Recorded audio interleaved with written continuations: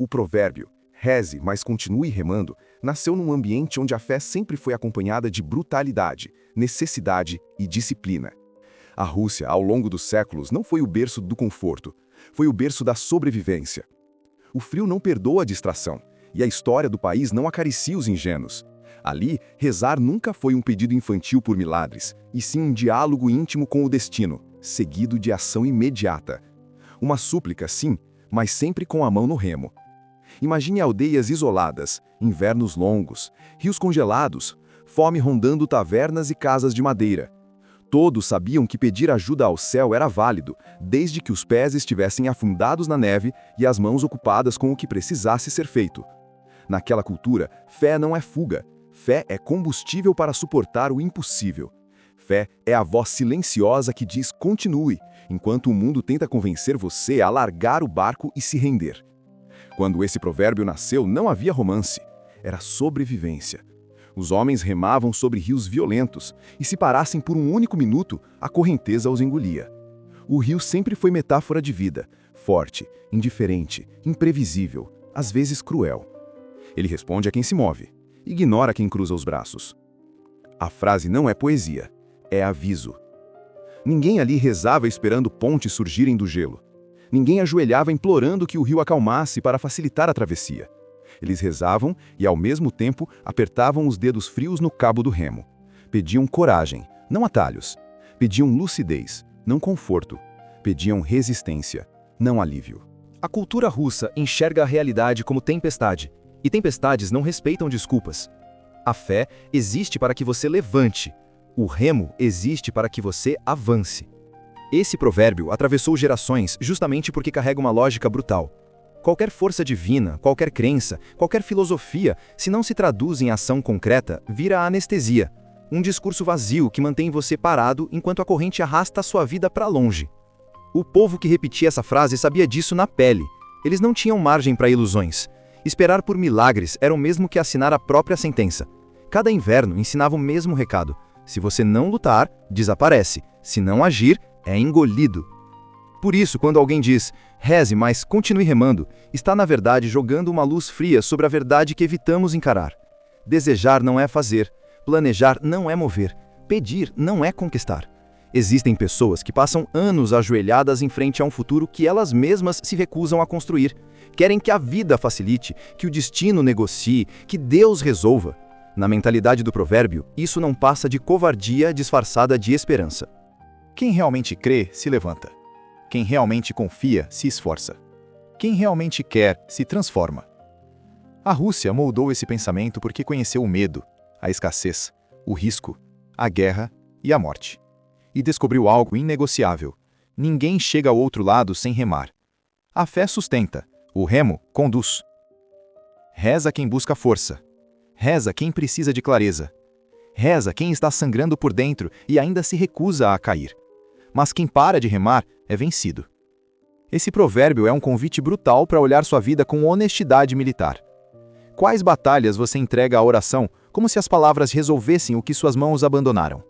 Em quantas áreas você espera milagre enquanto afunda lentamente? A cultura russa responde com ironia seca. O milagre é você continuar remando quando tudo chama para desistir.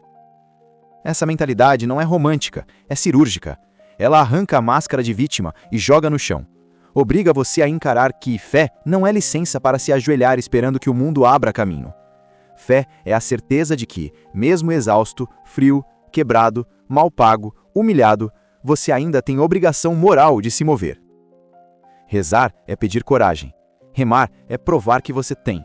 Antes de conhecermos essa história, antes de mergulharmos no caos pessoal, financeiro e emocional que ele enfrenta, precisamos aceitar a raiz deste princípio. Ele não é apenas uma frase russa. É uma fundação mental, um filtro que separa quem sonha de quem constrói, quem chora de quem levanta, quem usa a fé como travesseiro de quem usa como o aço que escora o espírito. A vida não é rio calmo, é água escura, gelada, imprevisível. Quem não rema, some. Ele não nasceu fraco. Ninguém nasce. Só que a vida tem uma habilidade cirúrgica de encontrar nossas rachaduras e aplicar força exatamente nelas. E com ele foi assim. Um homem comum, sem nome, sem fama, sem nada que justificasse destaque. Trabalhava, pagava contas, sobrevivia. Eram daqueles rostos que cruzam a rua e desaparecem na multidão sem deixar rastro. Mas silenciosamente, ele já carregava nas costas o peso que quase todo adulto carrega quando o mundo começa a esmagar. Tudo começou com pequenas falhas. O primeiro boleto que atrasou, uma conta de luz dobrada porque não conseguiu pagar no mês anterior, uma taxa de juros que parecia temporária, dinheiro emprestado para cobrir rombo, uma mentira jogada na mesa para fingir que estava tudo certo. As tragédias financeiras raramente chegam com anúncio. Elas entram pelos cantos, discretas. Quando você percebe, já está com metade do corpo enterrado. Ele trabalhava muito, mas quanto mais se esforçava, mais parecia afundar. Era como remar contra uma corrente que só ficava mais forte. E quando a exaustão bateu, ele cometeu o erro clássico. Parou de remar e começou a rezar, como se a fé fosse boia salva-vidas. Pedia respiro, pedia sorte, pedia uma chance, pedia livramento, resposta, milagre. Pediu tanto que quase esqueceu de fazer o mínimo. Dormia com a alma pesada e acordava com o peito cheio de culpa. Abria uma fatura do cartão com mãos trêmulas. O salário desmanchava na primeira semana. As oportunidades pareciam existir só para os outros. No fundo, carregava uma vergonha tóxica, a sensação de ter falhado como homem. Não dizia isso em voz alta, mas sentia. E o que é sentido em silêncio pesa mais do que qualquer acusação externa. O rosto dele endureceu. O olhar perdeu brilho. A vida virou rotina de sobrevivência. Chegou a se perguntar se algum dia seria digno de respirar com leveza, se teria o direito de sonhar outra vez. Por um tempo, tentou disfarçar o caos interno com frases prontas. Vai melhorar, é só fase. Deus sabe o que faz. Mas eram discursos vazios, usados como muleta emocional. Todo mundo fala isso quando não tem coragem de admitir que está parado, sem plano, sem ação, esperando que a vida mude sozinha. Conforme o abismo financeiro crescia, outro abismo silencioso também se abria. O emocional. Passou a duvidar de si mesmo. Sentia-se pequeno, descartável, invisível. No espelho não enxergava mais um homem. Via uma sombra, um eco. E quanto mais rezava, mais se afogava. Porque pedir ajuda sem agir é como gritar por socorro enquanto você mesmo está com os pulmões presos debaixo d'água. Foi aí que perdeu o que ainda restava de estabilidade. Um erro profissional. Um pedido de desculpa seco. Uma conversa constrangedora com alguém que julgava seu valor pela situação financeira. Uma cobrança inesperada. Um olhar de decepção vindo de dentro de casa. Quando tudo quebra ao mesmo tempo, a mente tenta sobreviver desmontando-se inteira. Ele entrou num ciclo de autopunição. Não sou capaz, não sou inteligente, não vou conseguir, não devo ter nascido para vencer. Removeram dele algo que nunca deveria ter sido perdido. A crença íntima de que ainda existe futuro. Nessa fase, a fé virou anestesia. Rezar era a fuga de quem não queria encarar a própria covardia. Esperava a resposta divina enquanto deixava as contas vencerem, as oportunidades escaparem e a vida escorrer pelos dedos. Os sonhos secaram. Os planos se dissolveram. O tempo virou inimigo. E então veio a queda invisível que representa muitas pessoas hoje. O dia em que ele senta na cama, com as mãos no rosto, e aceita que falhou. Não porque tentou e não deu certo, mas porque parou de tentar antes mesmo de gerar uma chance real. Esse momento é silencioso, mas devastador. Não envolve gritos, não envolve tragédia cinematográfica, envolve desistência. E desistência mata mais sonhos do que qualquer crise financeira. Foi nesse exato limiar, quando estava prestes a negociar sua própria dignidade com a derrota, que a vida decidiu colocá-lo diante daquele velho. O velho que traz no olhar o peso da Rússia, a dureza do inverno e a filosofia cravada no osso. Reze, mas continue remando. Mas antes de encontrá-lo, ele precisou chegar ao limite. Precisou perder quase tudo que dava sentido. Precisou tocar a escuridão. Porque só quando o homem cai sem força, ele finalmente para de pedir por milagres e começa a pedir por coragem. A queda não destruiu apenas sua vida financeira, destruiu a ilusão. E isso, por mais brutal que pareça, é o primeiro passo da reconstrução. A fé ainda estava lá, mas a fé sem movimento tinha envelhecido, apodrecido. Ele precisava reaprender. E é na beira desse abismo, quebrado e sem rumo, que a próxima parte da história começa. O encontro. A frase. A transformação. e o início do retorno ao remo. Ele estava sentado na beira de um rio. Não era grande, mas era fundo, lento, frio. Um rio como muitos da Europa do Leste. Água escura, corrente silenciosa, cheiro forte de terra molhada. O tipo de paisagem que, para quem vive a pior fase da vida, acaba se tornando o reflexo do próprio estado interno. Ele não estava ali para admirar. Estava para respirar antes de desabar. As últimas semanas haviam sido um massacre silencioso. Contas, dívidas, conversas duras, olhares que pesavam mais do que palavras. Ele sentia como se tivesse sido descascado até o osso, sem máscara, sem pose, sem defesas. Aquele rio era um espelho, e ele, um homem despido de orgulho. Foi então que ouviu passos atrás de si. Lentos, pesados, arrastados, como alguém que nunca teve pressa porque já viu a vida correr depressa demais para respeitar ansiosos. Virou o rosto. Um velho, alto, magro, coluna curvada, barba grisalha, olhos fundos, roupas gastas, botas velhas, um casaco grosso com remendos. Parecia parte da paisagem. Um tronco caído que ganhou pernas. E ainda assim, carregava algo na postura. Firmeza. Solidão de ferro. A presença de quem já deixou de se impressionar com o sofrimento humano. O velho não perguntou se podia sentar. Sentou, como se já estivesse destinado. Os dois ficaram alguns minutos em silêncio, apenas o som da corrente passando. Foi o velho que falou primeiro, com sotaque duro e arranhado, voz que parecia ter sido lixada na garganta. Se continuar parado, esse rio te leva. O personagem franziu o senho sem entender. O velho apontou com o queixo para a água. A corrente nunca está imóvel. Se você não remar, ela decide seu destino. Ele tentou sorrir, desconversar, responder algo como alguém que evita a conversa com estranhos. Mas o velho não tinha a expressão de quem estava ali para amenidades. Havia um olhar clínico, seco, como se enxergasse através da alma. Você está perdido. Não era pergunta. Era diagnóstico. Ele quis negar. Quis dizer que estava apenas pensando, apenas respirando, apenas descansando a mente. Mas a mentira morreu antes de virar palavra. O velho tinha razão. E os olhos dele, duros, claros, quase gélidos, não deixavam espaço para a fuga. Estou tentando melhorar as coisas, rezando para dar certo. O velho soltou uma risada curta, seca, irônica. Não era deboche, era constatação. Rezar é o instinto de quem sabe que sozinho não aguenta. Nada contra isso.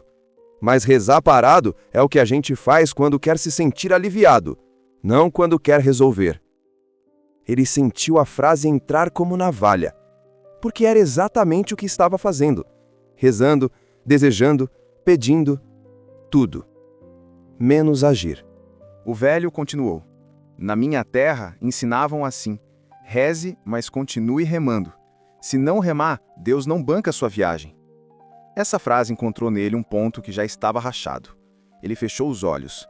Respirou devagar. Querendo ou não, parte dele sabia que aquilo era verdade. E nada dói mais do que ouvir a verdade no momento em que você tenta se esconder dela. O velho começou a contar com calma gelial algumas histórias da juventude. Gelo rompendo barcos. Invernos com menos 20 graus. Homens que rezavam com lágrimas nos olhos antes de atravessar rios congelados. Mas enquanto rezavam, as mãos agarravam a madeira dos remos. O pedido ao céu vinha junto com o esforço na água, fé e movimento, lado a lado. Se eles parassem, morriam. E se rezassem pedindo que o gelo se abrisse sozinho, também morriam. Só chegava ao outro lado quem rezava pedindo força e remava exigindo resultado. O homem ouviu, sem interromper, sem questionar, sem debater. Porque cada palavra caía como sentença que ele já sabia, mas nunca teve coragem de admitir. O velho virou o rosto e encarou-o com profundidade cirúrgica.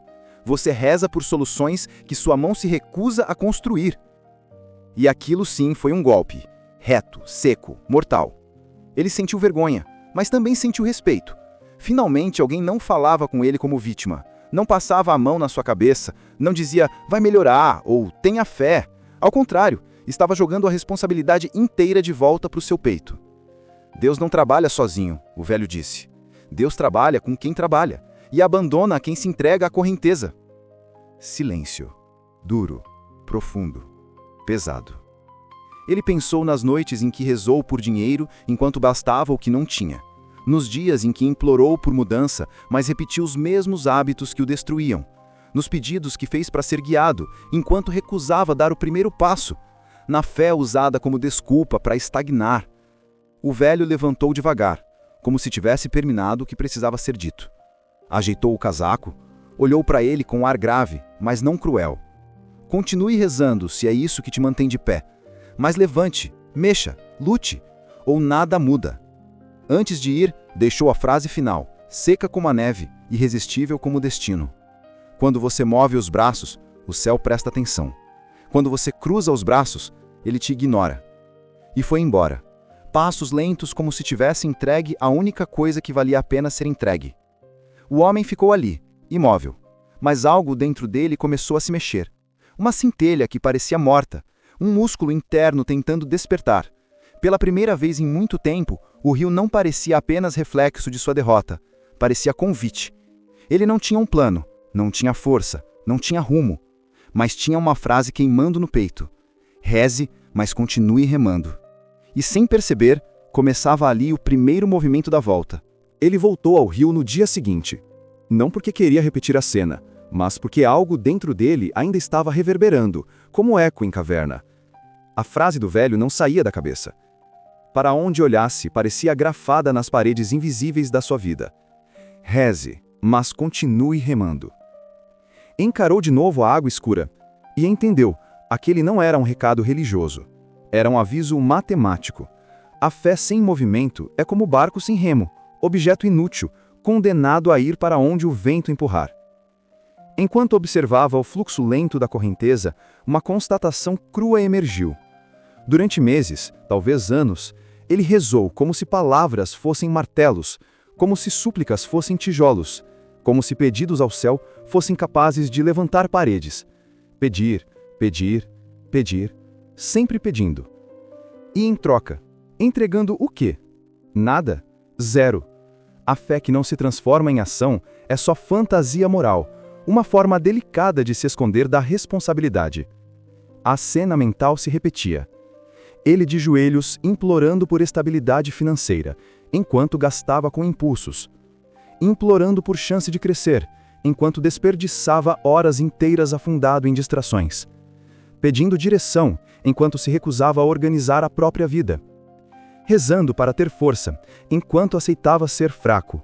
Naquele dia, compreendeu a crueldade da própria incoerência.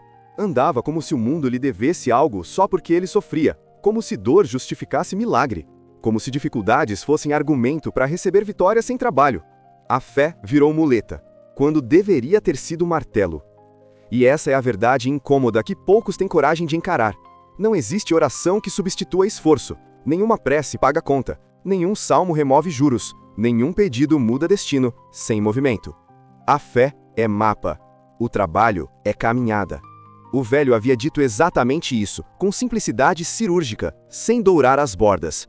Deus não banca a viagem de quem não rema.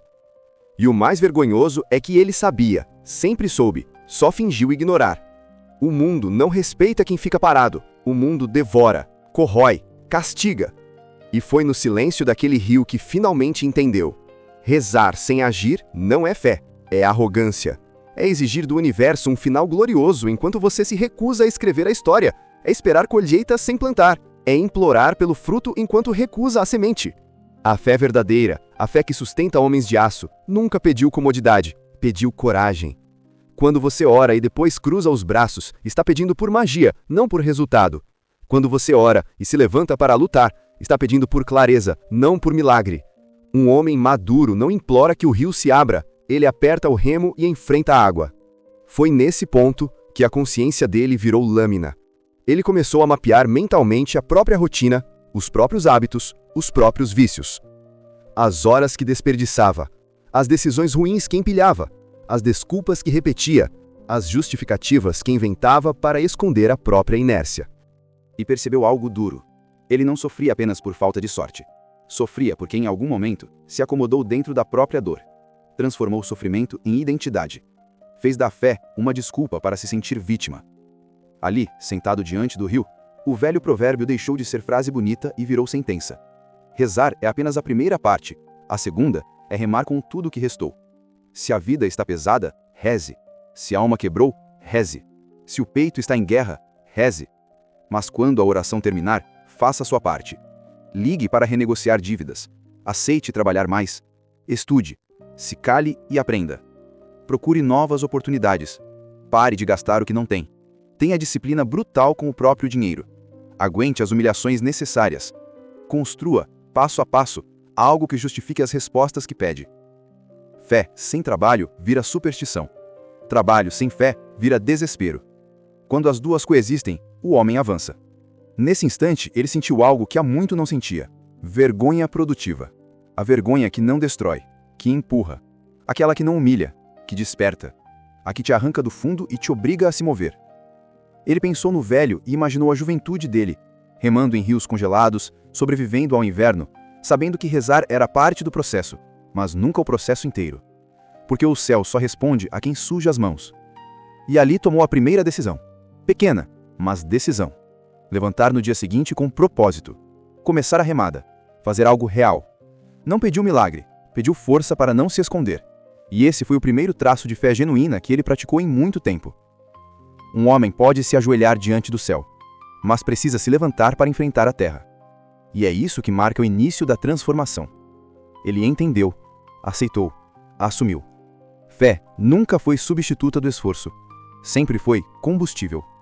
Ele achava que sua dor era argumento. Achava que sofrimento era justificativa. Que feridas davam o direito de parar. Que o mundo entenderia seu cansaço. Repetidas vezes, vestiu a dor como escudo e tentou convencer a si mesmo de que merecia compaixão antes de merecer mudança. Só que dor não convence o destino. Dor não suspende consequência. Dor não paga boleto. Dor não resolve nada. A vida não pergunta se você está bem antes de cobrar. Ela exige. Simples assim. Foi duro perceber isso. Durante muito tempo, ele tratou as próprias cicatrizes como salvo-conduto para estagnar. Estou passando por dificuldades, ele pensava. É natural que eu não consiga agir agora. E assim criava um refúgio psicológico onde era sempre a vítima, nunca o responsável.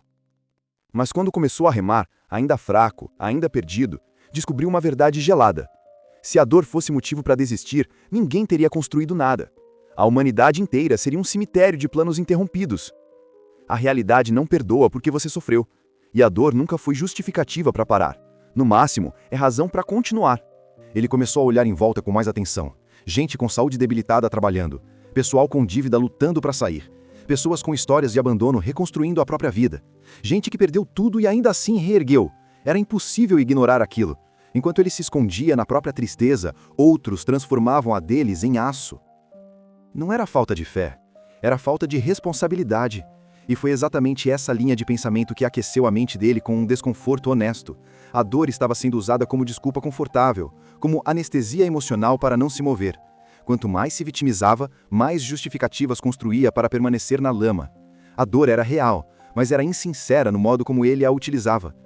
Ele pensou no velho, nas histórias de inverno, em rios congelados, em homens comuns enfrentando correntes mortais. Eles também sentiam dor, talvez muito mais do que ele, mas remavam mesmo assim, e percebeu a lógica simples. A dor não te impede, a dor te testa, a dor não prova incapacidade, prova se existe vontade. A dor nunca será sinal para parar, é sinal de que você está vivo e no caminho de quem ainda não desistiu. E pouco a pouco ele começou a se afastar da ideia de que sua dor era especial. Entendeu que ninguém é poupado, todos carregam tempestades internas, alguns apenas escolhem lutar em silêncio. Foi nesse ponto que surgiu uma lembrança amarga, diálogos que ele repetiu para justificar a própria inércia. Estou cansado, não tenho chance, meu momento não chegou, não consigo, não dá. Agora tudo aquilo soava como fraqueza embalada em poesia triste. Há um detalhe que poucos gostam de admitir. A dor só se transforma quando confrontada, nunca quando é abraçada como desculpa. Ele estava quebrado? Sim. Humilhado? Sim. Com medo? Sim. Mas esse pacote emocional não era licença para cruzar os braços. A dor era a prova da batalha, e batalha pressupõe luta, não rendição. Foi aí que a vergonha fértil retornou, aquela que corrige a postura. Ele enxergou a si mesmo como alguém que reclamava mais do que agia, sofria, mas não fazia. E o velho tinha sido claro. Quando você cruza os braços, até Deus se cala. A dor era legítima, a preguiça é que era criminosa. Ele finalmente entendeu o que a frase significava na raiz. Reze, mas continue remando, não é romantismo russo.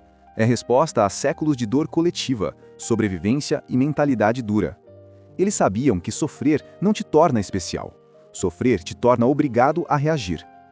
E se tem algo que a vida cobra de qualquer adulto, é reação. Nesse capítulo interno, sem testemunhas, ele começou a reescrever o lugar que a dor ocupava na própria mente. Em vez de argumento, virou combustível. Em vez de muro, virou degrau. Em vez de anestesia, virou razão. A dor não o absolvia, a dor o chamava. A dor impedia conforto, não esforço. A nova lógica era brutal, mas limpa como água gelada. Se dói, faça assim mesmo. Se treme, faça tremendo. Se chora, faça chorando. Se tiver medo, faça com medo, mas faça. Porque dor é parte do pacote de quem quer atravessar o rio. Ele começou a remar e descobriu um detalhe que mudou tudo. Quando o corpo entra em movimento, a alma encontra propósito. Quando a mente foca no esforço, a dor diminui. Quando você decide construir, o peso do sofrimento perde parte da força. A correnteza ainda era forte, o gelo ainda ardia, a vida ainda esmagava. Mas agora havia um homem, fraturado, sísmico, real, disposto a mover os braços mesmo assim. E esse é o início da transformação verdadeira, quando a dor deixa de ser muleta e vira motor. No fundo, ele percebeu que a frase não era conselho espiritual, era sentença de sobrevivência. Reze, mas continue remando, porque nenhum rio foi atravessado com lágrimas, só com esforço. E ele, pela primeira vez em muito tempo, começou a aceitar a dor como parte do preço da travessia. Ele não estava curado, não estava forte, não estava preparado, mas estava em movimento. E isso, sozinho, já o colocava acima da versão antiga de si mesmo. A jornada só tinha começado, e cada metro de remada o aproximaria de algo que ele pensava ter perdido: dignidade. Ele descobriu que o silêncio tem peso. Não aquele silêncio artificial de quando as pessoas fingem paz, mas o silêncio verdadeiro, o que surge quando você finalmente para de inventar desculpas para si mesmo. De madrugada, sem ruído, sem conversa, sem distrações, ele encarava o próprio reflexo por dentro. Sem plateia, sem justificativas, sem frases prontas. O silêncio o colocava diante do réu principal da sua vida, ele mesmo. E ali, a mente não tinha onde se esconder. No fundo, sempre soubemos quando estamos falhando com nós mesmos. O ser humano pode mentir para amigos, família, colegas, mas ninguém mente para o travesseiro. Quando as luzes apagam, você escuta a verdade escorrendo pelas paredes da cabeça. E foi isso que aconteceu com ele. Deitado, olhos abertos no escuro, o rio voltava à memória. As palavras do velho queimavam como ferro no peito. A vergonha de ter se entregue à correnteza se repetia. E uma pergunta surgia, cortante, inevitável. Quantas vezes eu parei de remar porque era mais confortável ser vítima do que adulto? O silêncio não respondia. Porque não precisava. A resposta estava nas atitudes. Ele lembrava dos dias em que pediu coragem, mas fugiu da responsabilidade. Lembrava das manhãs em que jurou que mudaria tudo, e à tarde repetiu os mesmos erros. Lembrava das decisões adiadas, dos sonhos engavetados, da fé tratada como anestesia. Esse inventário mental, feito em silêncio absoluto, dói. Mas é dor que lapida. É dor que revela onde a vida realmente quebrou. O velho tinha dito algo que voltou naquele eco interno. A escuridão não é sinal de derrota, é diagnóstico. E nessa madrugada ele entendeu. O silêncio não era inimigo. Era ferramenta. Era bisturi. Cortava a carne que precisava ser arrancada. Porque enquanto a mente está cheia de barulho, redes sociais, comparações, justificativas, distrações artificiais, ninguém evolui. O barulho é morfina, o silêncio é o remédio. E remédio quase sempre arde. Ele encarou a própria vida e percebeu que estava tentando curar feridas com compressas de ilusão. Esperava que a fé o livrasse de ralar os joelhos no chão. Esperava que a dor justificasse a estagnação. Esperava que o mundo tivesse pena. Só que o silêncio ensinou algo que ele ainda não tinha coragem de verbalizar. Ninguém acorda pensando nas suas derrotas. Ninguém para tudo para te empurrar. Ninguém te salva se você não remar. Seu sofrimento não é excepcional, é humano. E quando essa verdade se instala, dói, mas liberta. Foi nesse silêncio que ele começou a entender o provérbio como nunca antes. Não era apenas um conselho, era uma sentença da vida adulta. Se você quer atravessar o rio, precisa aceitar a frieza da água sem gritar por calor. Precisa aceitar a solidão sem implorar por testemunhas. Precisa aceitar o cansaço sem implorar por atalhos. O silêncio arrancou dele uma segunda camada de mentira. A ideia de que alguém um dia apareceria para puxá-lo para a margem. Ninguém viria. Ninguém tinha a obrigação de vir. Nenhum salvador estava atrasado. Era ele. Sempre foi ele. Com seus remos, com sua força, com sua fé prática. Não a fé poética, mas a fé que se prova em ação. E ali, deitado, encarando o teto, entendeu algo que a maioria passa a vida inteira fugindo de admitir. Quando você está sozinho, sem testemunhas, sem aplausos, sem apoio, é quando a transformação começa de verdade. Porque nada distrai, nada protege, nada esconde. Só resta você e a decisão de levantar amanhã e agir. Nesse silêncio, ele começou a reorganizar a mente. Listou mentalmente as contas, imaginou hábitos novos, planejou atitudes mínimas, porém concretas. Nada de fantasias grandiosas, nada de viradas milagrosas, nada de salto mágico. Plano simples: cortar gastos, renegociar, trabalhar mais, estudar mais, respirar antes de reclamar, agir antes de pedir. O silêncio, então, deixou de ser peso e virou disciplina. Começou a dormir com a sensação amarga e honesta de quem está sendo reconstruído por dentro. Não havia euforia nem esperança exagerada. Havia foco, rigor, seriedade. E isso era novo, porque a fé dele estava finalmente alinhada com o trabalho. A oração virou pedido de força, não pedido de salvação. Virou pedido de postura, não pedido de salvação. A alma se curvava, mas as mãos começavam a se firmar. Ele tinha descoberto: o silêncio ensina mais do que sermões. Ele é juiz, professor, espelho e martelo. E no fim daquela madrugada, algo mudou. Pela primeira vez em muito tempo, ele dormiu sabendo que não buscaria milagre ao acordar. Buscaria ação. Porque o provérbio já estava cravado nele como ferro em brasa. Reze, mas continue remando. E agora, o silêncio tinha feito aquilo virar convicção. O primeiro passo não foi grandioso. Não houve discurso motivacional, música épica, nem revelação celestial. Foi algo quase insignificante. Ele acordou e fez o que vinha adiando há meses. Listou tudo o que precisava enfrentar. Não sonhos, não esperanças, não planos vagos. Listou fatos. Dívidas reais, gastos desnecessários, obrigações atrasadas, vícios que drenavam dinheiro e tempo, rotinas que o enterravam sem ele perceber. Pela primeira vez, pôs os números na mesa. Sem maquiagem, sem "um dia eu resolvo", sem "não é tão grave assim". Aquilo doeu mais do que qualquer oração. Porque a verdade, nua, é sempre mais cruel que qualquer medo imaginado. Mas ali estava a lição central que o velho havia plantado nele. Ninguém rema enquanto culpa o rio pela tempestade. A remada começa quando você admite que o barco é seu. Assumir responsabilidade é abandonar o conforto da vitimização. E isso foi o que mudou tudo. Ele entendeu que a vida não havia conspirado contra ele. Ele conspirou contra si mesmo cada vez que adiou, gastou o que não podia, ignorou a própria disciplina, se escondeu atrás de fé sem esforço e transferiu para o destino culpa pelas escolhas que fez. Remar era olhar para cada resultado e dizer com brutalidade: isso aqui é consequência das minhas atitudes, e só muda quando eu mudar. Botar a culpa em quem não tinha culpa era mais fácil. Mas finalmente ele deixou de ser uma criança chorona e aprendeu a ser firme. Reduziu gastos que serviam apenas para anestesiar o vazio, cortou hábitos que drenavam dinheiro e tempo, organizou contas, ligou para negociar dívidas com voz firme, mesmo com vergonha. Começou a estudar no horário em que antes fugia, planejou metas simples e objetivas. Nada disso curava o caos da noite para o dia, mas finalmente fazia a vida andar. A fé dele, agora, não era imploração, era resistência. E descobriu algo que poucos entendem. Responsabilidade não é peso, é libertação. Quando você assume que a vida só muda se você agir, tudo deixa de ser mistério. Fracasso vira cálculo e sucesso vira trabalho. Ele sentiu isso no corpo. Como se a espinha, antes curvada por culpa, começasse a alinhar. Como se o peito, antes comprimido, começasse a buscar ar. Responsabilidade traz postura, e postura traz caminho. O velho tinha razão desde o início. Rezar não é plano. Rezar é preparo. Plano é remada.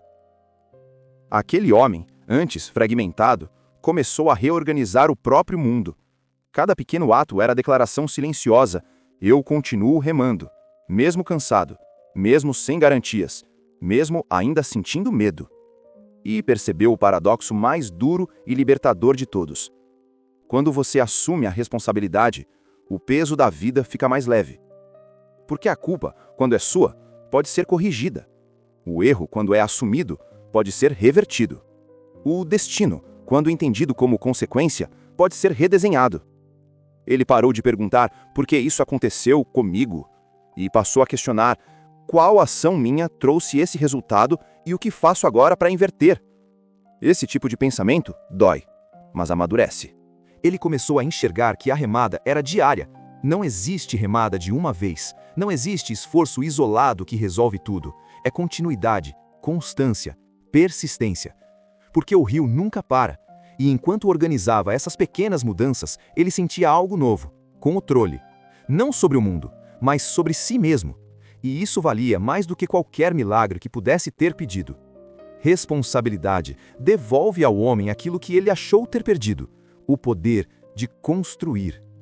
Ele não estava rico, não estava salvo, não estava vitorioso, mas estava num leme, com os remos nas mãos. E a fé agora não era pedido, era energia, era foco, era lembrança constante de que, se o céu responde a alguém, é a quem prova com suor que merece respostas. Ele descobriu o valor da ação contínua. Cada atitude era uma pequena vitória contra a correnteza. Cada renúncia era tijolo. Cada disciplina era âncora contra o caos. Cada escolha madura era um aviso silencioso ao universo. Eu voltei. E com isso veio uma certeza, humilde, mas poderosa. Não havia garantias, porém havia caminho. Não havia salvação externa, mas havia construção interna. Ele estava remando, e isso, sozinho, já o afastava milhares de metros da versão que esperava milagres sem mover os braços. Remar não é esporte, é compromisso. É voto íntimo de lealdade com o futuro. E desde aquele dia, todas as noites ele repetia para si mesmo, não como frase bonita, mas como lei pessoal: se eu não remar, o rio me leva. Se eu remar, um dia eu cruzo. E assim, com passos mínimos, atitudes invisíveis aos olhos alheios, ele começou a reconstruir a própria dignidade. Porque dignidade nasce quando você assume a responsabilidade que sempre foi sua. E agora, sem dúvida, ele estava pronto para aprender a segunda metade da lição que o velho carregava nos olhos. A fé pode sustentar, mas é o esforço que transforma. Ele percebeu algo incômodo quando começou a observar outras pessoas, e principalmente a si mesmo, com os olhos mais honestos que o silêncio lhe deu. Qualquer um consegue acreditar em Deus, na vida, no destino, quando tudo está certo. Quando o salário cai, quando as contas fecham, quando a saúde está firme, quando a casa está em paz. É fácil rezar quando a mesa está cheia. É fácil agradecer quando as coisas fluem. É fácil falar de fé quando o barco não balança. Mas fé que só existe na calmaria não é fé. É conforto com outro nome. A verdadeira fé nasce no vendaval. Ela só é fé quando você está afundando, tremendo, quebrado, humilhado. E mesmo assim decide continuar. A fé que sustenta a alma não é a que desenha a flor no dia ensolarado, é aquela que segura a rédea quando a vida vira deserto. Ele lembrava de sua fase de queda. Queria acreditar, mas pedia milagre, porque estava parado. Agora, enquanto remava, descobria a outra face da espiritualidade. A fé dura, a fé fria, a fé que não promete alívio, mas exige disciplina. E entendeu o porquê dos russos enxergarem o mundo com realismo brutal. Eles nunca esperaram que o céu fosse atalho. Eles tratavam a fé como ferramenta interna, não como botão mágico. Rezar era parte da preparação mental. Remar era a prova da convicção. Os soldados que atravessavam invernos intermináveis rezavam, mas marchavam. Os camponeses que enfrentavam colheitas destruídas rezavam, mas plantavam de novo. As famílias que enterravam seus mortos rezavam, mas seguiam vivas. A fé era uma faísca para manter acesa a coragem, não uma desculpa para ficar parado. Ele começou a enxergar o erro que muitos cometem. Tratam a fé como pedido. Mas na raiz mais profunda, fé sempre foi compromisso. Compromisso com a responsabilidade, compromisso com a constância, compromisso com a remada mesmo quando o vento corta e os braços tremem. E foi vivendo isso, na prática brutal do cotidiano, que ele percebeu algo que antes jamais compreenderia. Onde não há dor, não existe lapidação. Onde não há luta, não há mérito. Onde não há risco, não há evolução. É fácil rezar quando tudo vai bem. Difícil é rezar quando tudo desabou e continuar remando. E essa foi uma das maiores transformações nele. A velha fé que ele tinha era infantil, ingênua, tímida. Era a fé que pede resultado. Agora nasceu outra, mais madura, mais prática, menos estética. A fé que pede força para suportar o que vem. A fé que não exige caminhos fáceis. A fé que não negocia com o destino. A fé que se ajoelha para pedir firmeza e levanta para trabalhar. Ele também percebeu outra verdade incômoda. A fé que só existe quando tudo vai bem não é fé, é dependência emocional. É o equivalente espiritual da criança que só abraça os pais quando ganha presente. A verdadeira fé se revela na ausência, no frio, no caos. Ela é resposta interior quando nada fora faz sentido. Quando olhava para trás, percebia com clareza. Nos piores dias, quando chorou escondido, quando sentiu o peso de fracassar, todos esses momentos eram exatamente o terreno onde a fé deveria ter se levantado, mas ele o usou como muleta para desistir. Ele rezava para ser resgatado, não para ser fortalecido. Agora era diferente. Se rezava, era para pedir coragem. Se orava, era para pedir disciplina. Porque entendeu pela primeira vez que fé não é escape emocional, é estrutura mental. A fé forte aceita a dor como linguagem da vida. Aceita o sofrimento como instrutor. Aceita a dificuldade como treinamento. Aceita o destino como adversário legítimo. E se existe Deus, e se existe propósito na vida, então ele não é garantido para quem ajoelha, é conquistado por quem luta. O velho russo tinha resumido séculos de filosofia em uma frase simples: reze, mas continue remando. Essa ordem não era sugestão, era lei. Reze, sim, mas não espere. Reze, sim, mas mova-se. Reze, sim, mas prove com o suor nas mãos que você merece as respostas que pede. Esse princípio começou a se tatuar nele, e quanto mais mergulhava nisso, mais entendia o que os antigos russos sempre souberam. O frio congela os fracos e fortalece os que se recusam a parar. Quem só reza na calmaria nunca atravessa o gelo. Quem reza na tempestade, mas continua remando, chega do outro lado. Essa era a fé que ele queria carregar dali para frente, não a fantasiosa, mas a prática. A fé que se mostra nas decisões, não nas palavras. A fé que permanece quando tudo vai mal e mesmo assim diz: eu continuo, eu resisto, eu luto. E cada nova remada era isso, um ato de fé em forma de movimento. A vida não estava fácil, a mente ainda carregava cicatrizes, as contas ainda pesavam, o medo ainda batia. Mas agora ele entendia uma verdade que jamais seria apagada. Quando tudo vai bem, rezar é bonito. Quando tudo está desmoronando, rezar é escolha. E continuar remando é prova. Ele tinha decidido ser essa prova. Durante muito tempo, ele se agarrou à ideia infantil, porém popular, de que merecia uma vida melhor simplesmente porque sofria. Como se dor fosse ticket de entrada para a vitória. Como se o universo tivesse obrigação moral de compensar quem passou por períodos difíceis. Era um pensamento confortável, quase sedutor.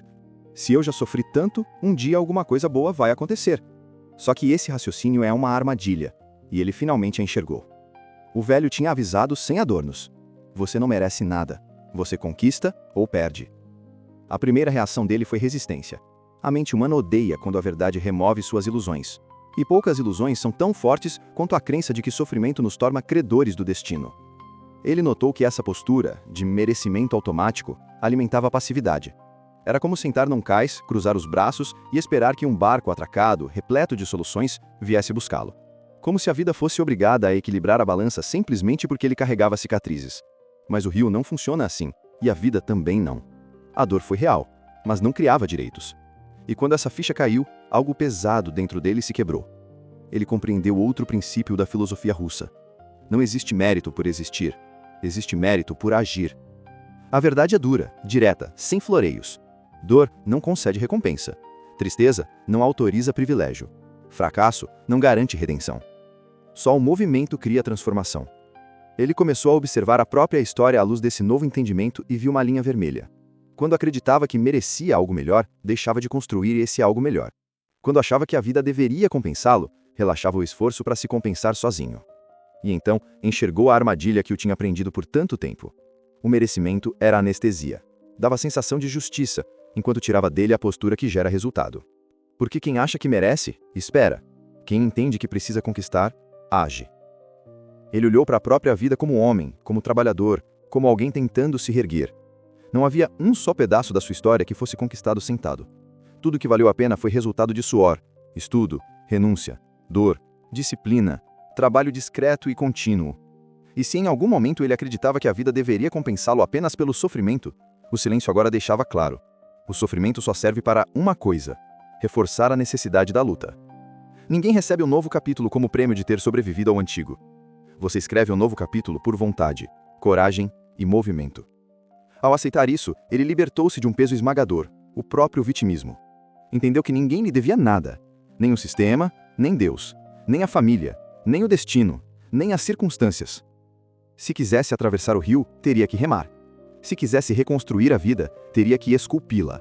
Se quisesse ter algo melhor, seria porque fez algo melhor. E essa responsabilidade não o oprimiu, ela devolveu o poder.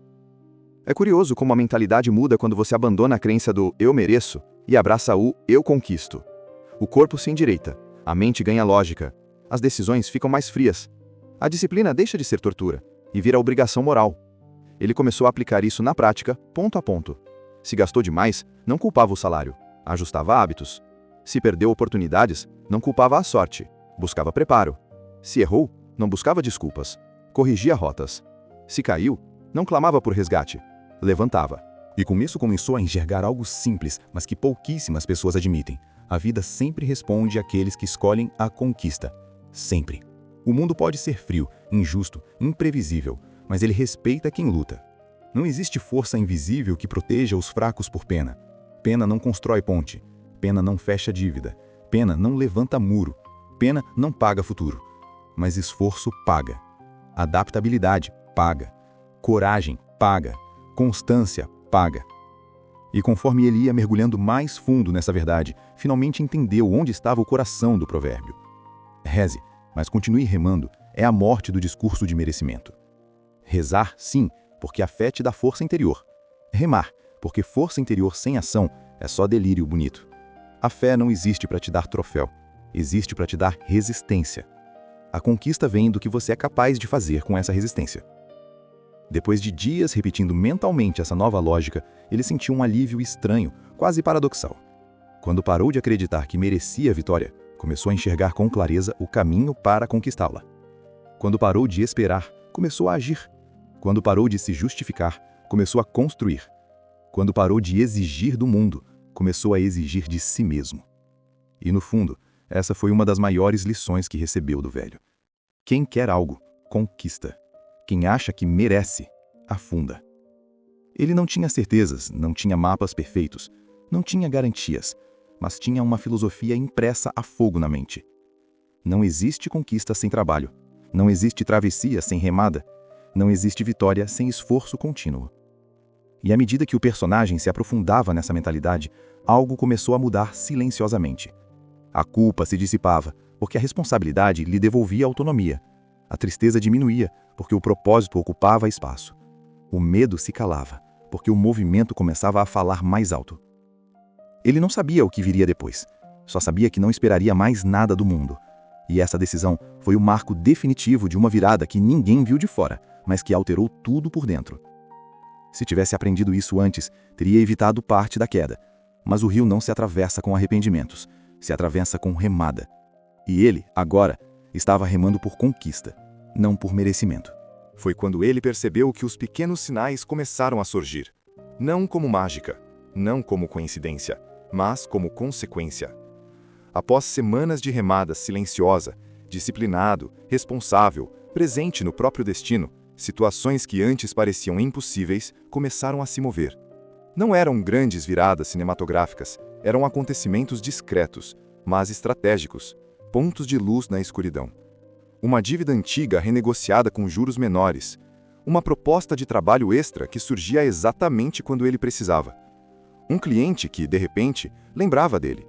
Uma ideia concreta que nascia depois de noites de estudo. Uma sensação de clareza mental que antes era impossível. Era como se as peças que sempre pareciam dispersas começassem, enfim, a formar desenho. Ele entendeu, então, a parte mais profunda do provérbio russo. Milagres não acontecem por quem pede, acontecem por quem prova que merece. O milagre não é recompensa por oração, é resposta à ação, é alinhamento entre esforço real e oportunidade. E isso fez sentido com uma brutalidade inquestionável. A vida precisa enxergar movimento antes de liberar passagem. O velho não tinha sido poético quando falou sobre o rio. Ele estava descrevendo as leis invisíveis da existência. Quem rema, encontra margem. Quem espera, afunda. E pela primeira vez, ele viu isso no próprio cotidiano. Antes, quando só rezava e cruzava os braços, o mundo parecia fechado, cruel, sem saída.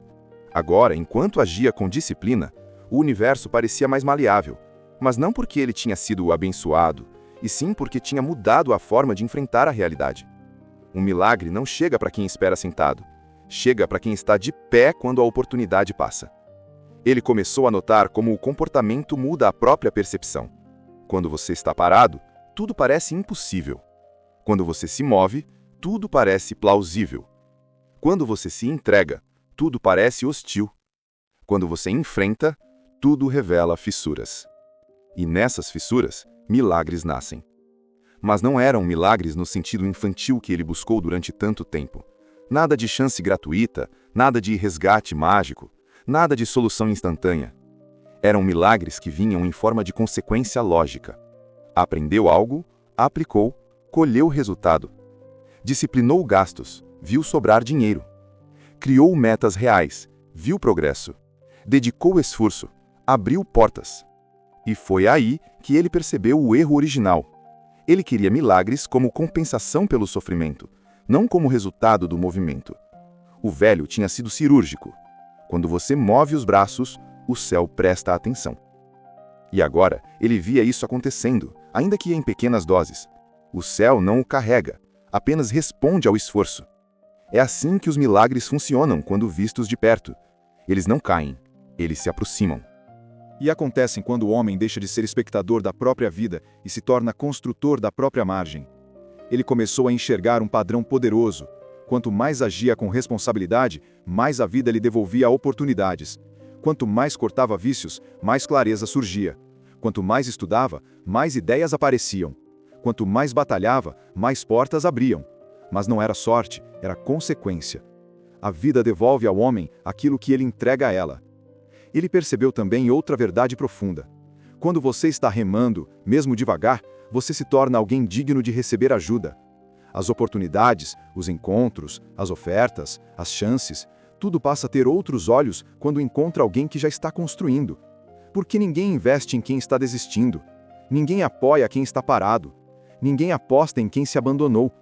Mas quem batalha atrai aliados, recursos, caminhos.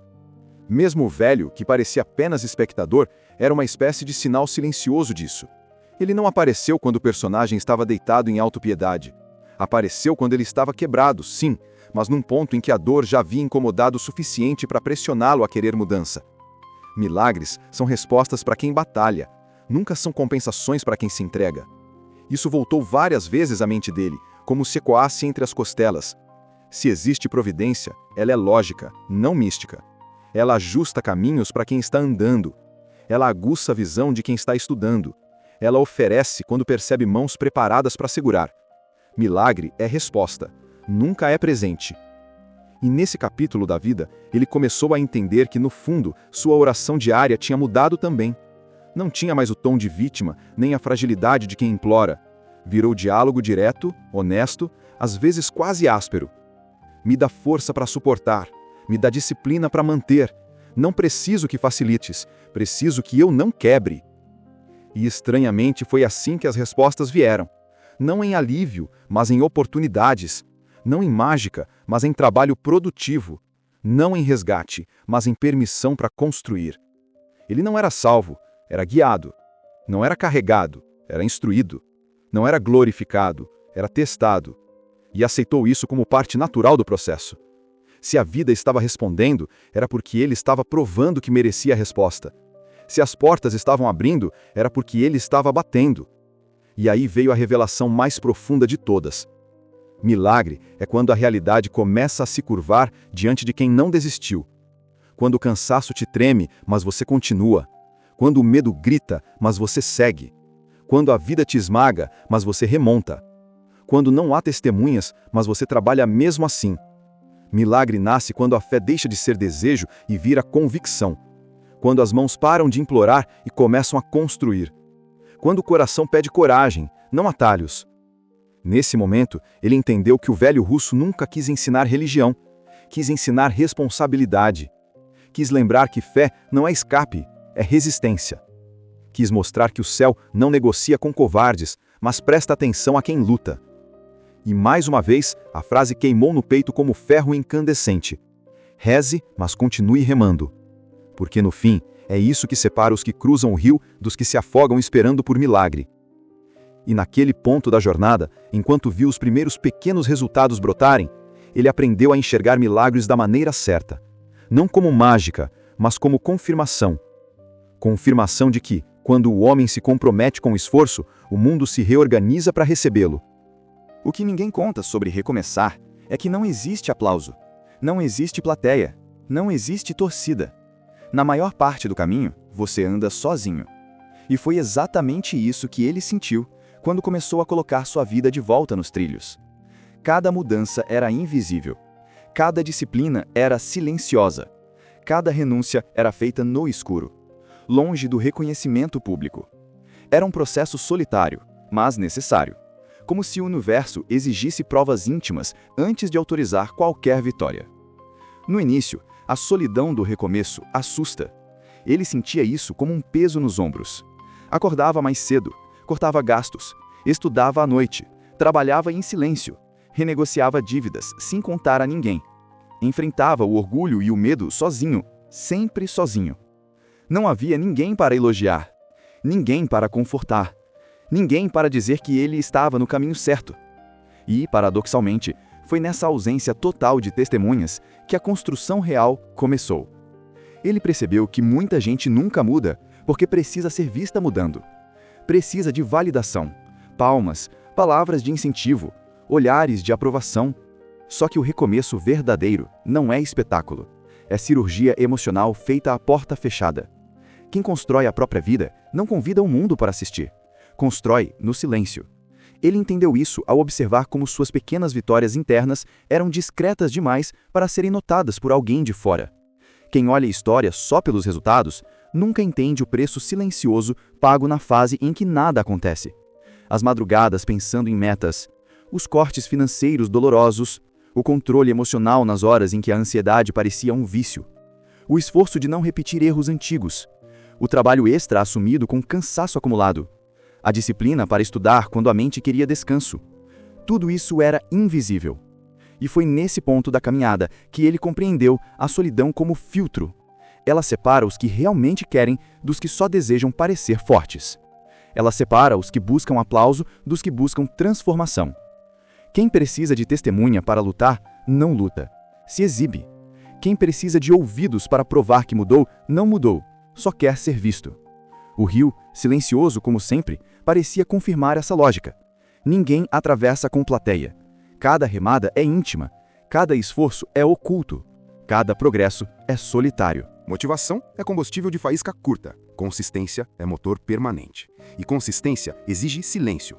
Consistência exige disciplina quando ninguém está cobrando, exige foco quando ninguém está olhando, exige coragem quando ninguém acredita, exige frio na alma quando não há promessa de recompensa. Ele sentiu o peso disso nos dias em que tudo parecia igual, nos dias em que a disciplina parecia inútil, nos dias em que, apesar de agir corretamente, nada mudava na superfície. Foi aí que o velho provérbio voltou como lâmina. Continue remando. Não espere velocidade, não espere reconhecimento, não espere que a vida aplauda cada passo. O rio não reage aos gritos, reage aos movimentos. Os primeiros resultados reais são sempre invisíveis. Uma conta organizada, um dia sem desperdício, uma noite dormida com a consciência limpa, a mente menos ansiosa, a disciplina que começa a ser natural. Esse tipo de vitória não sai em foto, não vira status social, não gera curtidas, mas é o tipo de conquista que sustenta tudo o que virá depois. E nessa solidão, ele percebeu algo precioso. Quando você se reconstrói sem plateia, o resultado é sólido. Porque nada foi feito para agradar, tudo foi feito para sobreviver. A solidão do recomeço não era castigo, era blindagem, era lapidação, era o rito de passagem para os que realmente atravessam. E quando a voz da dúvida surgia, será que vale a pena? Ele lembrava do velho e imaginava a resposta que ouviria. Se a fé te sustenta, reze, mas se quer chegar do outro lado, reme. Porque ninguém começa grande, ninguém renasce triunfando, ninguém sai da queda direto para o topo. Todo milagre real nasce primeiro como construção silenciosa. Ele entendeu então que a solidão não era lugar final, era fase, era prova, era laboratório, era a eternidade comprimida nos dias em que nada acontece, mas tudo está sendo preparado. E com essa clareza, a solidão deixou de ser pressão e virou honra. Só quem está disposto a recomeçar no escuro merece ver a luz do outro lado. E assim ele seguiu, com remadas lentas, consistentes, pouco glamurosas, mas implacáveis. Porque esse é o preço de quem escolheu viver a frase até o fim. Reze, mas continue remando. E ele agora remava sem precisar ser visto, sem aplauso, sem plateia, sem testemunhas. Só ele, o rio e o compromisso com aquilo que um dia chamaria de vitória. Existem fases da vida em que o esforço parece não produzir resultado algum. Você acorda, trabalha, estuda, corta gastos, controla pensamentos, move cada engrenagem do dia e, ao final, parece estar no mesmo lugar. É como remar contra uma correnteza tão lenta e teimosa que a paisagem não muda. E foi exatamente essa a sensação que se instalou nele. Dias seguidos de disciplina, sem deslizar, sem retrocessos, sem desculpas. E mesmo assim, a vida continuava pesada. As contas ainda existiam, o futuro ainda era incerto, o medo ainda murmurava no fundo da mente. A realidade não mudava na velocidade que ele desejava. E esse choque entre ação e resultado começou a corroer algo sensível, a paciência. A maior armadilha do recomeço é acreditar que movimento traz recompensa imediata. Mas a realidade tem uma lógica própria, lenta, prática, sem pressa. O velho teria dito assim, com seu sotaque seco. Quando você rema contra a correnteza, sua vitória é invisível. Você não avança, mas também não é arrastado. E foi exatamente isso que ele percebeu. Nessa etapa, a estagnação não era fracasso, era resistência. Pode parecer parado, mas é muito mais que isso. Enquanto outros seriam levados pelo rio, ele permanecia no mesmo ponto, segurando firme o leme e os remos, suportando a força contrária. Essa percepção mudou tudo. Nem sempre progresso é avançar. Às vezes, progresso é não voltar. E então ele se viu vivendo essa matemática silenciosa. Todo dia que controlava impulsos, todo dia que estudava, todo dia que respeitava metas, todo dia que não desistia, era um dia em que se recusava a ser levado. E isso, por si só, já era vitória.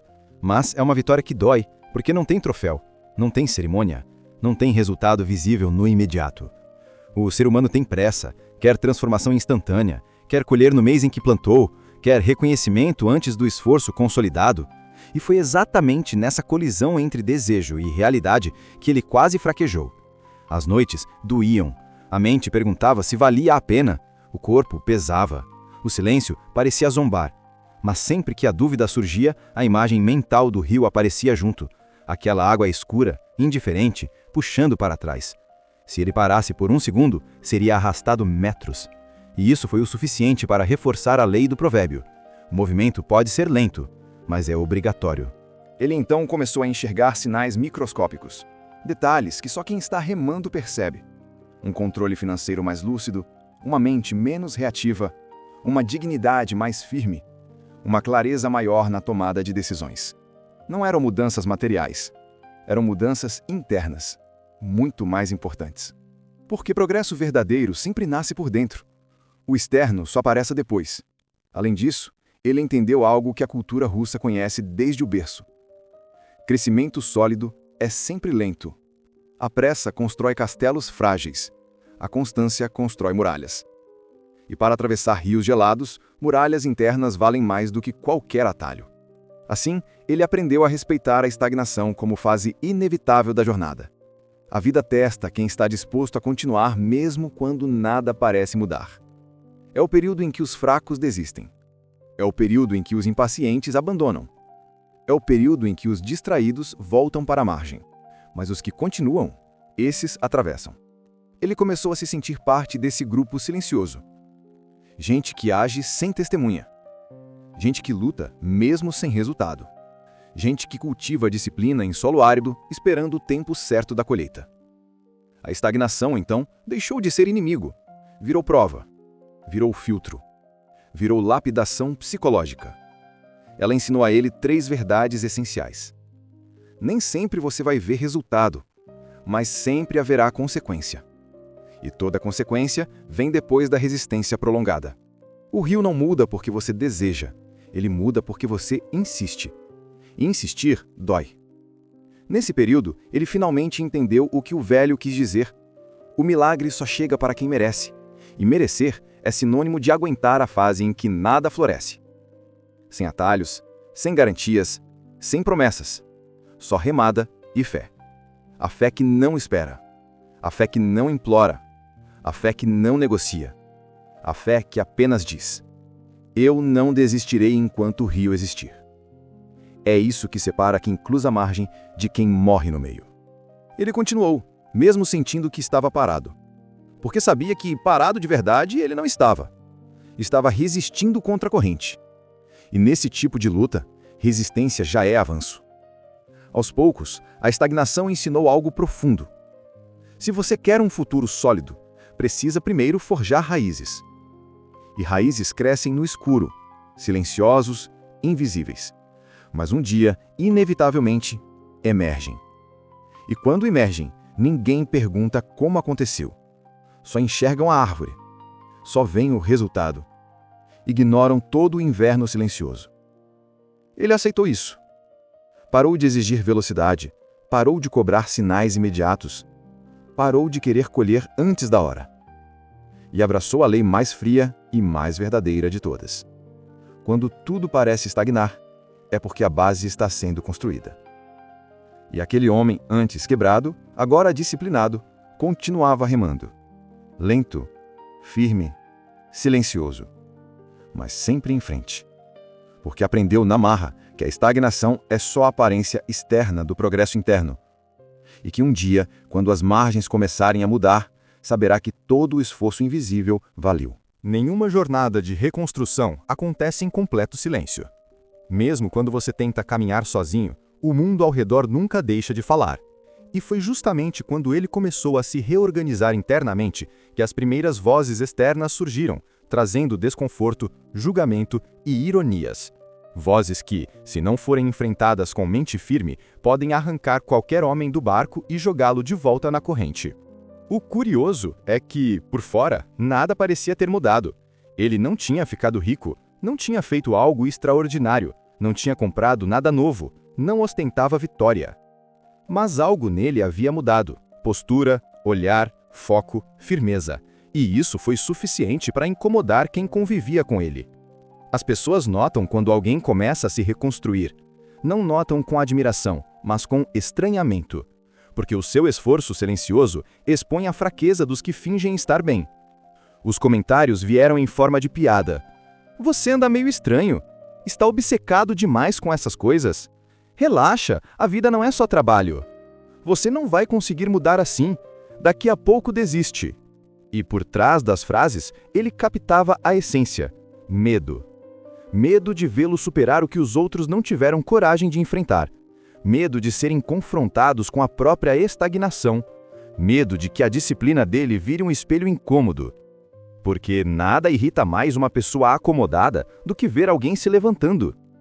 Ele teve que aprender, rápido, que o mundo prefere que você permaneça previsível. As pessoas gostam da sua versão quebrada, porque ela valida a mediocridade delas. Quando você se ergue, mesmo lentamente, você deixa os outros sem desculpas. As vozes externas não vinham apenas de conhecidos, família, amigos, colegas. Todos, de alguma forma, tentavam puxá-lo para baixo, não por maldade explícita, mas por autopreservação psicológica. Se ele crescesse, eles precisariam encarar o próprio imobilismo. E ele percebeu uma lei cruel do comportamento humano. Pessoas estagnadas não suportam ver ninguém avançar. Alguns comentários eram sutis, maquiados como conselho. Você está exagerando. vai acabar se frustrando. É perigoso se dedicar tanto. Não vale a pena esse esforço todo. Outros eram ataques diretos. Você nunca mudou antes, não vai mudar agora. Isso é fase, logo você volta a ser quem sempre foi. Ele sentia o golpe de cada frase. Não por acreditar nelas, mas porque conhecia seus próprios fantasmas. Cada crítica externa cutucava uma dúvida interna. Cada provocação mexia na cicatriz ainda úmida. Cada ironia ecoava pensamentos que ele mesmo já teve durante a queda. Em momentos assim, o velho provérbio voltava como faca limpa. Continue remando. E isso, na prática, significava algo específico. Aprender a ignorar as vozes que tentam sabotar a travessia. Ele descobriu que quando você começa a agir de verdade, o mundo não aplaude, reage, com desconforto. Porque seu movimento denuncia a passividade alheia. Seu movimento desnuda a indisciplina. Sua mudança incomoda quem não quer mudar. E aí, ele entendeu a função dessas vozes. Não são problemas, são testes. Testam convicção, testam caráter, testam intenção. Só continua quem está decidido. Ele aprendeu a ouvir sem absorver. Aprendeu que muitos falavam por inveja discreta, outros por incapacidade, outros por medo, e alguns simplesmente porque nunca tentaram remar. E a verdade mais dura de todas surgiu com clareza. Ninguém recebe crítica de quem está construindo algo maior. As vozes mais duras sempre vêm de quem está parado na margem, observando quem tenta atravessar. Nenhum vencedor zomba de quem luta. Nenhum homem forte ri da disciplina alheia. Nenhum construtor desdenha esforço. Só critica quem não tem coragem de fazer o mesmo. A cada provocação externa, ele respondia com silêncio e trabalho, com estudo, com consistência, com foco. Porque a melhor resposta não é argumento, é transformação. E pouco a pouco percebeu algo ainda mais revelador. Quanto mais persistia, menos essas vozes importavam. Não porque desapareceram, mas porque perderam autoridade. As opiniões do mundo só pesam sobre quem tem vida vazia. Quando a alma está ocupada construindo, sobra pouco espaço para absorver veneno. E nesse processo, ele descobriu outra camada do provérbio russo. Às vezes, remar significa remar contra os outros também. Contra suas expectativas, contra suas ironias, contra seus julgamentos. Certo dia, voltou a cruzar o caminho do velho. Disse que estava tentando, mas que as vozes externas o machucavam. O velho apenas encarou com aquele olhar que parecia ver a alma através do peito e respondeu: "Quem fala enquanto você rema, está parado na margem. Remador não tem tempo para apontar o dedo. Ele está ocupado demais cruzando o rio." Simples, real, inquestionável. Ele guardou isso como escudo mental. E a partir daquele momento, as vozes externas perderam o poder. Porque ninguém que não carrega seus remos pode decidir a rota do seu barco. O velho sorriu de canto, aquele sorriso lento, carregado da frieza de quem já viveu invernos demais, e concluiu: "Se a fé te mantém de pé, reze. Mas se a sua convicção é verdadeira, remará sem buscar aprovação. O rio só respeita movimento." Sem aplauso, sem público, sem validação. Ele seguiu remando, e as vozes externas, uma a uma, foram ficando para trás, como eco distante na margem que já não importava. Porque quem atravessa, atravessa em silêncio. Aconteceu de modo quase imperceptível. Nada de explosão, luz celestial ou triunfo teatral. Fui discreto, quase tímido, mas tão nítido e sólido que ele jamais esqueceria. Depois de meses remando contra a correnteza, agindo com disciplina quando ninguém via, encarando o silêncio, dor, dívida, ironias e dúvidas, algo pequeno, porém definitivo, aconteceu. A vida devolveu. Não um milagre completo, não um prêmio final, mas um sinal incontestável de que esforço tem retorno. O primeiro detalhe foi financeiro. Uma renegociação que parecia impossível saiu melhor do que o esperado. Porcentagens que antes o esmagavam foram cortadas. Um acordo que antes parecia humilhante se tornou viável. Uma dívida perdeu o peso que tinha. Não resolveu tudo, mas abriu uma brecha. E brechas, para quem está remando, são ouro. Depois veio uma oportunidade de trabalho paralela. Nada glamuroso, nada lucrativo ao extremo, mas era porta. E portas se abrem para quem está buscando passagem, não conforto. Ele aceitou a chance com humildade, estudou mais, se preparou mais, entregou com rigor e respeito. E quando recebeu o primeiro pagamento extra, algo queimou por dentro. Aquela quantia não era grande, mas era fruto direto da remada, de noites acordado, de autocorreção, de disciplina. Era a manifestação de uma verdade que agora era impossível negar. O universo responde a quem se movimenta. E então veio o sinal mais sutil, mas mais importante de todos. Sua mente mudou. O caos interno que antes o paralisava já não tinha força. O medo, antes gigantesco, agora era só barulho. O futuro, antes nebuloso, agora tinha forma. Não perfeita, não definida, mas tangível. Ele percebeu que algo dentro dele tinha se estruturado. Não era euforia, não era esperança vazia. Era postura, consciência, raiz. Foi quando voltou a caminhar à beira do mesmo rio.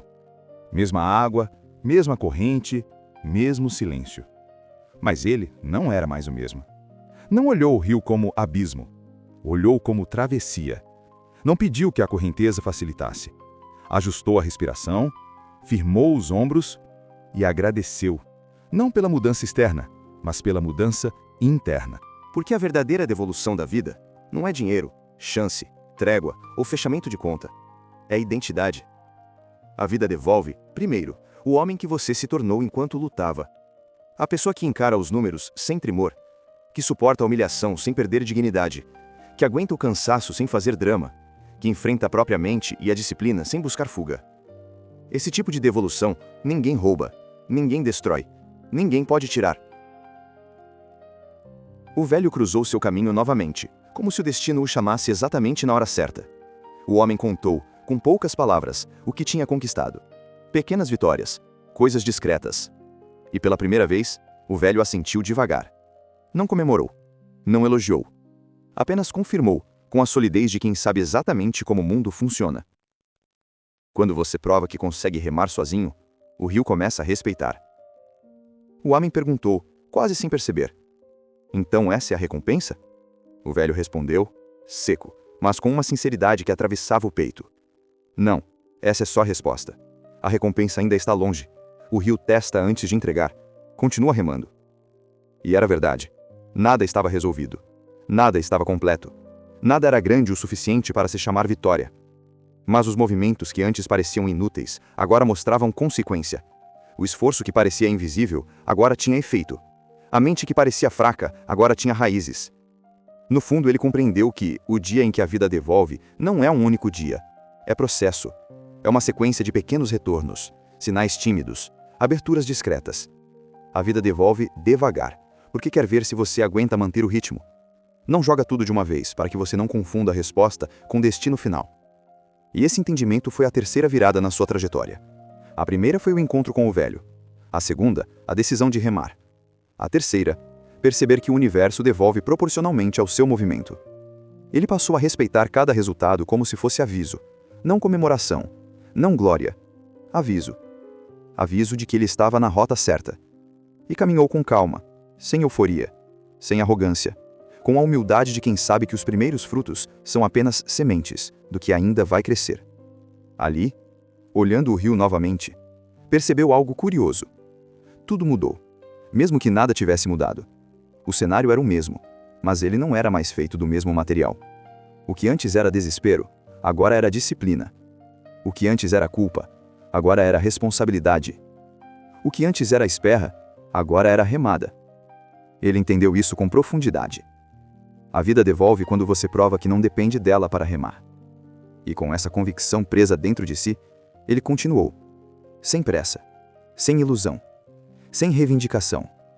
Apenas com o ritmo constante de quem descobriu que resposta não é milagre, é consequência. E lá no fundo, onde os pensamentos mais silenciosos moram, ele reconheceu algo que jamais teria percebido antes.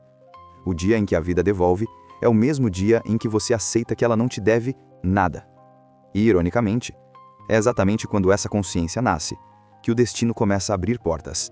A dor sempre foi uma presença constante na vida dele, mas até pouco tempo atrás era apenas um peso que carregava arrastando os pés. Era incômodo, era cicatriz, era fantasma. Ele olhava para a dor como alguém olha para um inimigo inevitável, com amargura, rejeição e raiva silenciosa. Foi somente depois de tudo, a queda, o silêncio, a disciplina e a remada, que começou a enxergar algo diferente. A dor não era punição, nem sinal de fraqueza, nem lembrança cruel do que deu errado. A dor era informação, era bússola, era professor. O velho, num daqueles encontros curtos, cravou essa lição como quem deixa um furo no aço. Quem foge da dor, foge do aprendizado. Ele repetiu a frase inúmeras vezes, até que se tornou evidente. Cada dor que ele carregava era prova de algo. Prova de que uma escolha foi mal feita. Prova de que faltou coragem. Prova de que o destino pode ser cruel com quem hesita. Prova de que a vida não negocia com quem se entrega. Mas, mais importante do que isso, a dor também era prova de que ele ainda estava vivo e disposto a lutar. Quando olhou para trás com maturidade, percebeu que nenhuma das quedas tinha vindo do nada. A dor sempre foi consequência. E consequência é explicação, não maldição. Ele começou a revisitar mentalmente suas feridas. E pela primeira vez, em vez de sentir vergonha, sentiu clareza. Cada fracasso apontava um ponto fraco. Cada humilhação revelava um equívoco. Cada cicatriz carregava uma instrução. A dor mostrava onde ele precisava mudar. Mostrava onde a disciplina deveria ser mais rígida. Mostrava quais decisões precisavam ser repensadas. Mostrava quais hábitos deveriam ser mortos. Mostrava quais pensamentos destrutivos precisavam ser silenciados. A dor não era prova de incapacidade. Era prova de que ele podia ser mais. Foi nesse olhar maduro que percebeu algo ainda mais profundo. A dor sempre precede a evolução. Nunca o contrário. Um guerreiro não ganha cicatriz depois da vitória. Ganha durante a batalha. Sofrer não era sinal de fracasso. Era sinal de construção. Se a trajetória não tivesse feridas, seria superficial. Se os ombros não tivessem cansados, seria irresponsável. Se os olhos não tivessem chorado, seria imaturo. A dor ensina aquilo que conforto não tem coragem de mostrar. Ela mostra o limite e depois indica a fronteira do próximo passo. Foi nesse ponto que a mentalidade russa finalmente se fixou nele com consistência. Povos endurecidos pelo clima, pelo frio, pela fome, pelas guerras, nunca desperdiçaram dor. Elas a transformaram em caráter. Enquanto o resto do mundo foge da pressão, o espírito russo aprendeu a se mover dentro dela e, às vezes, crescer com ela. O homem começou a adaptar isso para si. Quando algo doía, em vez de fugir, ele perguntava: o que esta dor está tentando me mostrar? Se vinha vergonha, entendia que precisava agir com mais responsabilidade. Se vinha culpa, analisava onde tinha traído seus compromissos. Se vinha medo, buscava conhecimento. Se vinha ansiedade, aplicava disciplina. Se vinha tristeza, olhava para o que estava faltando construir. A dor deixou de ser muro e virou janela. De ameaça, virou ferramenta. De inimiga, virou aliada. Ele passou a enxergar pessoas que se entregavam na primeira crise e entendeu. Não era a dor que destruía, era a interpretação. Quem acha que dor é sentença, desiste. Quem aprende que dor é aviso, melhora. Lembrou de um homem que conheceu anos antes, que sempre dizia: sofrer não me quebrou, sofrer me ensinou onde eu estava errado. Na época, ele achou a frase dura. Hoje, parecia óbvia. E quanto mais aceitava a dor como parte legítima da jornada, mais descobria outra regra. Dor não dura, evolução fica. A vida aperta para moldar, dói para purificar, esmaga para reconstruir, quebra para reorganizar. A queda financeira ensinou prudência. A humilhação ensinou humildade. A solidão ensinou força. Os fracassos ensinaram planejamento. A dúvida ensinou paciência. A estagnação ensinou constância. Tudo tinha propósito, mas era preciso remar para enxergar. Se ele tivesse ficado paralisado só rezando, todas essas lições teriam sido desperdiçadas. Porque dor sem ação é tortura. Dor com ação é transformação. E foi ali, naquele ponto da jornada, que a dor deixou de ser sombra e virou bússola.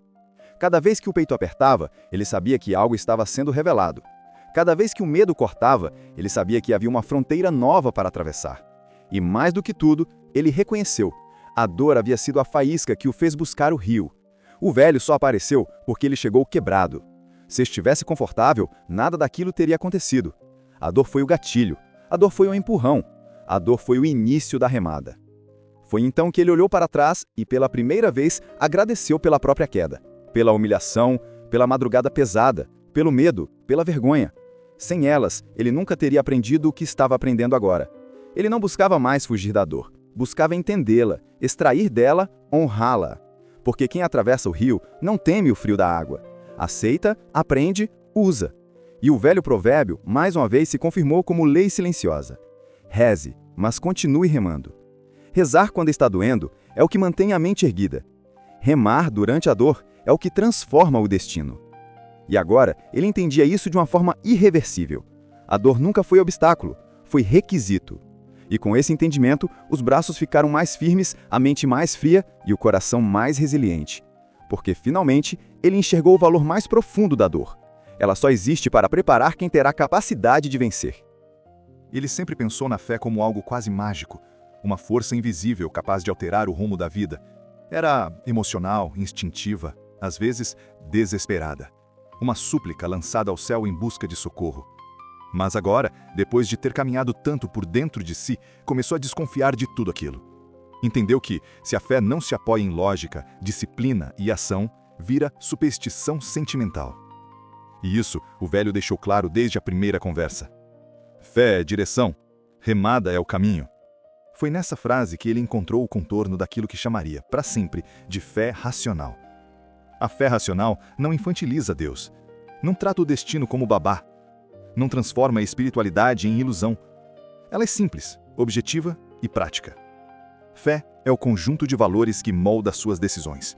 É a bússola interna que define o tipo de homem que você vai ser enquanto atravessa o rio. Nada mais, nada menos. Ele percebeu que a fé racional não pede milagre, pede discernimento. Ela não implora por portas abertas, ela trabalha para estar pronto quando uma porta surgir. E, sobretudo, ela não espera, ela move. Por isso a fé racional nunca exclui o esforço. Ela o exige. Na lógica russa que o velho carregava nos olhos, fé sem prática não era fé. Era romantismo, era anestesia, era um mecanismo emocional usado para aguentar a dor sem produzir transformação. Isso ele reconhecia perfeitamente, porque já tinha vivido assim. Voltava sempre ao mesmo ponto. Rezava, chorava, pedia ajuda, mas não agia. Pior ainda, às vezes rezava para evitar agir, como se pudesse convencer o céu a resolver aquilo que ele se recusava a encarar. Esse tipo de fé é culpa com perfume. E a fé racional não tem perfume. Tem aço. Ela pede 3 coisas que se tornaram pilares na vida dele. 1. Coerência. Se você crê, mostre com atitude. Se diz que quer mudança, remodele hábitos. Se ora por coragem, enfrente o medo. Se pede sabedoria, estude. Se deseja reconstrução, renuncie à decadência. A fé racional não é discurso. É alinhamento entre credo e passo. 2. Responsabilidade. A fé verdadeira entende que Deus não faz por você aquilo que você pode fazer sozinho. O mundo não se curva a desejos apaixonados. Ele se curva a esforço disciplinado. O velho repetia isso com um olhar frio. Se o céu tivesse a obrigação de agir, ninguém aprenderia nada. 3. Humildade. A fé racional sabe que não controla o destino. Sabe que existe risco, imprevisto, injustiça, mas não se humilha pedindo milagres como se vida fosse dívida. Ela agradece pela força e trabalha pelo resultado. Quando essa lógica finalmente desceu para o fundo dele, o conceito de fé foi purificado. A fé deixou de ser chantagem emocional ou pedido infantil. Tornou-se eixo, tornou-se critério para escolher o que vale a pena. A fé racional serve para atravessar, não para ser carregado. Ela diz, eu confio que existe propósito. Mas a prova dessa confiança está no esforço com que enfrento o que preciso enfrentar. E foi por isso que ele começou a rezar diferente. Não pedia para ser poupado, pedia para ser capaz.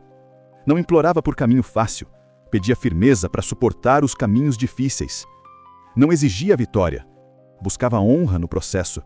Deus, para ele, deixou de ser um mecânico da existência e virou testemunha silenciosa da coragem com que ele andava. Uma figura presente, mas nunca servente. Um sopro de força, não um substituto de responsabilidade. A fé racional também cortou o fio invisível que ele tinha com a culpa. Ele vivia atormentado pelo passado, como se Deus esperasse perfeição antes de permitir mudança. Mas o velho, com seu jeito russo e implacável, disse o que ninguém antes havia dito com tanta precisão. O céu não exige perfeição, exige postura. postura no caos, postura na queda, postura na vontade real de fazer o que precisa ser feito, mesmo quando dói. Aquilo acertou as engrenagens internas. Ele não precisava ser impecável, precisava ser honesto. Não precisava ser forte, precisava ser persistente. Não precisava ser sábio, precisava aprender. Enquanto mantivesse coerência, responsabilidade e humildade, a fé seria útil. Sem elas, seria teatro. Foi assim que ele reencontrou espiritualidade, e dessa vez com solidez. Sem exagero, sem fantasia, sem promessas irreais. A fé racional era como lâmina, sem ornamentos, sem bronze polido, sem romantismo. Era ferramenta, era lógica, era disciplina emocional. Reze, mas continue remando. Agora, ele entendia que o provérbio não falava apenas de resistência, falava de lucidez, de não tratar a fé como o substituto da função humana, de não pedir ao céu aquilo que só o suor pode entregar, de não confundir crença com fuga. A fé racional faz uma pergunta simples e imortal. Se você realmente acredita, por que ainda não começou? E ele, com a alma reformada, passou a responder com atitude. Rezar para ele virou silêncio, interno antes da batalha. Remar virou o combate diário, e com essa clareza, ele caminhou para o próximo capítulo da vida com uma certeza que jamais seria arrancada. Não importa o que venha, a fé não o deixará de joelhos, ela o manterá de pé, com a cabeça firme, com os remos na mão. E se o destino exigir sangue, disciplina e resiliência, ele dará, porque agora sabe que a fé só tem valor quando sustenta o esforço. Fé é raiz, remada é árvore, e só quem cultiva os dois atravessa o rio. Um dia, sem anunciar, sem estourar fogos, sem sinais místicos, o milagre chegou. Não veio como resposta mágica, não caiu na palma da mão, não apagou a dor do passado, nem trouxe uma vitória que resolvesse tudo. Veio de forma muito mais discreta. Numa conversa, numa oportunidade, numa clareza mental. Veio como consequência. E, naquele instante, ele percebeu algo extraordinário. O milagre só faz sentido quando você já não é mais a pessoa que pediu por ele. Porque quando o milagre chegou, ele já havia mudado. Antes o milagre era pedido de socorro, agora era validação. Antes era fuga, agora era resultado. Antes era desejo infantil, agora era consequência adulta. Ele percebeu isso ao olhar para si mesmo com calma. Quando implorava por ajuda, era um homem perdido, sem disciplina, sem responsabilidade, sem plano, sem postura. Quando o milagre chegou, ele já era outro. Já tinha remado, já tinha resistido, já tinha enfrentado a solidão, já havia recusado a autopiedade, já carregava nos ossos o peso da transformação. E aí, entendeu a lógica dura da vida. O milagre nunca vem quando você precisa, ele vem quando você está pronto. A vida não oferece respostas a quem pede, oferece a quem prova. Se o milagre tivesse chegado na fase da queda, teria sido desperdiçado. Ele não tinha estrutura emocional, mental, financeira ou espiritual para sustentá-lo. Milagres dados a pessoas imaturas se transformam em novas tragédias, porque vitória sem preparo vira ruína. O velho havia dito algo que soava como sentença e agora parecia profecia. O milagre é o prêmio de quem já se tornou capaz de viver sem ele. E era verdade. Quando o milagre enfim surgiu, ele percebeu que, embora fosse algo que sempre quis, já não precisava dele. Porque a necessidade tinha sido substituída por competência. A falta tinha sido substituída por postura. A fragilidade tinha sido substituída por estrutura. O milagre veio não para resgatá-lo, mas para confirmar que ele havia se resgatado sozinho. Ele pensou em todas as madrugadas olhando para o teto, nos cálculos, nas renegociações, nos dias em que parecia não sair do lugar, nos momentos em que ouviu vozes externas zombando de sua disciplina, nos intervalos em que rezou pedindo força, não alívio, nos dias em que cortou o supérfluo e escolheu dignidade, nos golpes que suportou em silêncio. Tudo isso foi tijolo, raiz, espinha dorsal. E quando o milagre chegou, percebeu que não era sorte, era coerência, era consequência, era resposta. Porque milagres não vêm para salvar fracos, vêm para confirmar que o forte suportou a travessia. Um dia, ele cruzou novamente o caminho do velho, dessa vez com postura, olhos firmes, sem vergonha no corpo, sem tremor na voz. Contou sem arrogância a virada que estava vivendo. Falou dos frutos discretos, dos resultados sólidos, da mente mais clara, da vida mais alinhada. O velho ouviu como quem já sabia o fim desde o começo. Depois, respondeu seco como sempre, mas com uma autenticidade que fulminava a alma. Você só recebeu porque já não era mais o mesmo que pediu. Milagre não melhora homens. Milagre reconhece quem se tornou digno. Ele ficou em silêncio. Não havia nada para acrescentar. Era a verdade mais limpa que já tinha ouvido. O velho continuou. O rio não te carrega quando você aprende a remar. Ele só te permite passar. Era assim que a vida funcionava. O milagre não substitui o esforço. Ele é o selo de confirmação de que o esforço valeu. E, naquele dia, olhando o velho, ele percebeu algo que jamais teria entendido antes. O milagre, na verdade, não foi o que aconteceu agora. O milagre foi o que aconteceu nele. Foi ter suportado a dor, foi ter resistido à estagnação, foi ter encarado as vozes externas, foi ter aprendido responsabilidade, foi ter purificado a fé, foi ter abandonado a ideia de merecimento, foi ter decidido agir quando tudo estava escuro. Quando o milagre chegou, ele já não precisaria mais dele, porque já tinha aprendido a viver com as próprias mãos, com os próprios remos. Esse era o verdadeiro propósito da travessia. Quando o homem se transforma, o mundo muda a forma como responde. Quando a alma se organiza, a realidade se ajusta. Quando a disciplina entra, o futuro abre passagem. Quando a fé se torna racional, a vida devolve em forma de consequência. O velho terminou o encontro com sua frase final. E dessa vez, ela carregava outro peso, porque ele mesmo já era outro. Continue rezando, mas nunca pare de remar. Ele sorriu, não de arrogância, mas de compreensão, porque agora sabia que remaria o resto da vida. Não por necessidade, não por desespero, não por busca de milagre, mas por identidade. O homem que saiu da queda nunca mais conseguiria viver parado.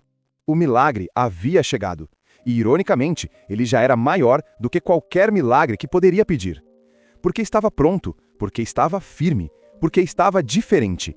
E porque, acima de tudo, não precisava mais ser salvo. O destino tem uma estranha forma de fechar os ciclos quando a mensagem já foi absorvida. Foi assim com o velho. Ele apareceu exatamente quando precisava e, quando a transformação estava madura o suficiente, retornou para entregar a última peça. O encontro aconteceu no mesmo lugar, à beira do rio. Só que dessa vez, o ambiente tinha outra leitura. Não parecia mais cenário de queda, parecia território de conquista. O homem sentou-se ao lado do velho como alguém que volta não para pedir ajuda, mas para confirmar o caminho. Havia solidez em seu corpo. O olhar que antes era carregado de culpa, agora era sereno, atento, consciente. As mãos, antes tremidas pela insegurança, carregavam a postura de quem finalmente assumia os remos.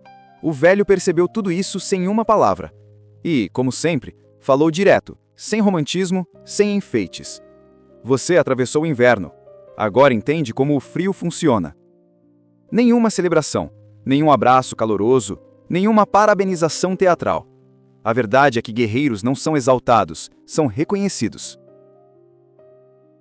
O homem respondeu com sinceridade. Eu ainda não cruzei o rio, mas agora sei como remar. O velho assentiu com lentidão. Depois fixou o olhar nele com aquela dureza que não era agressão, era lucidez. Eu nunca disse que o rio acaba. Nunca acaba. A vida é feita de travessias. O silêncio se encaixou entre os dois. E ele percebeu a profundidade daquilo. Você não atravessa apenas um rio. Não existe só uma crise. Não há só uma queda, ou uma reconstrução. Sempre haverá correntezas novas. Sempre haverá dores diferentes. Sempre haverá momentos de desespero, dúvidas e silêncio. E a lição que o velho transmitiu era definitiva. O provérbio não servia para um capítulo da vida. Era regra eterna. Reze, mas continue remando. Não era apenas para sobreviver à primeira queda.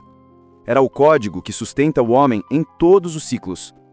Porque amadurecimento não é evento único, é processo contínuo. Vida não entrega diploma quando você se ergue. Entrega novos desafios para testar quem você se tornou. O velho então falou algo que se tornaria para ele sentença permanente. A vitória não está na margem, está na remada. Foi implacável, mas brilhante. Ele entendeu. O valor da travessia nunca esteve no destino. Nunca foi chegar do outro lado. Nunca foi encerrar dificuldades. Nunca foi viver uma vida sem dor. O valor sempre esteve na postura que ele desenvolveu durante o percurso. Na disciplina, na fé racional, na coragem, na responsabilidade, na dignidade, na transformação interna. O velho continuou, sem suavizar nada. Quem só rema para chegar, se frustra. Quem rema porque é o certo, vence. Ali estava a essência da mentalidade russa. Nada de romantismo sobre a vida, Nada de ilusões sobre destino. Só respeito pela luta, reverência pela resistência e certeza de que o homem vale menos pelo que conquista e mais pelo que suporta para conquistar. Ele respirou fundo. Entendeu que aquele encontro não era celebração, era confirmação. A queda foi necessária. A dor foi instrutora. O silêncio foi purificador. As pequenas vitórias foram sinais. O milagre foi resposta. E agora faltava apenas uma coisa: carregar a lição para sempre, de forma inegociável. O velho falou mais uma vez, com a voz lenta, mas afiada como lâmina. Se um dia a correnteza te empurrar novamente, e ela empurrará, reze, mas não pare de remar. Seja fiel ao esforço. Seja digno da vida que pede, mesmo quando tudo parecer igual, mesmo quando ninguém estiver vendo, mesmo quando a fé estiver cansada, mesmo quando você chorar em silêncio. Ele ficou quieto. O peso da frase atravessou cada camada do seu ser. Não era conselho, era pacto, era mandamento, era roteiro para a vida adulta. O velho se levantou, como fez na primeira vez. Olhou para o rio, olhou para ele e deixou a última sentença antes de partir. O céu não dá destino, ele observa caráter. Depois caminhou até desaparecer com passos firmes, como alguém que nunca duvidou da própria direção. E ali, sozinho, o homem finalmente entendeu o círculo completo. Ele não precisava mais ser salvo, não precisava mais rezar buscando socorro. Agora, rezava por força e remava por convicção. Com o velho distante, com o rio correndo, com os remos firmes, ele se levantou. Não como alguém que terminou a jornada, mas como alguém que sabe que ela nunca termina. Porque o homem que ele se tornou jamais voltaria a ser o que era antes, jamais usaria a dor como desculpa, jamais entregaria o barco à correnteza, jamais pediria ao céu aquilo que sua mão pode construir. E enquanto respirava o ar frio que subia da água, repetiu para si mesmo, não como lembrança, mas como juramento: reze, mas continue remando. Essa seria sua filosofia, sua identidade, sua lei. E de agora em diante, quando o peso chegasse, a solidão apertasse, a correnteza rugisse, ou o medo latejasse, ele saberia exatamente o que fazer. Segurar o remo, manter a postura, confiar na força e atravessar. Porque a travessia não é capítulo, é destino. E ele estava preparado para remar pelo resto da vida.